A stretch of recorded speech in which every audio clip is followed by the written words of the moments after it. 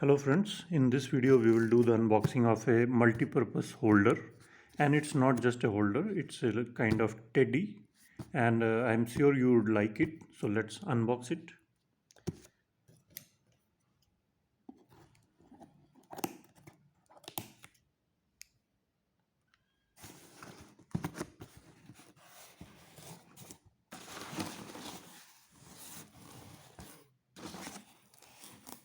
So the box is open now.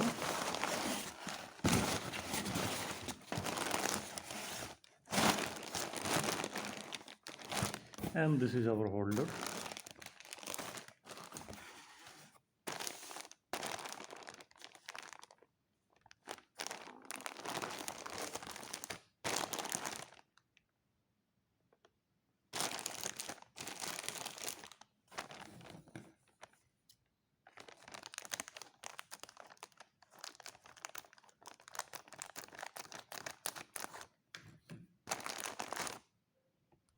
And now the cute little holder is out, and you can see it's a dog.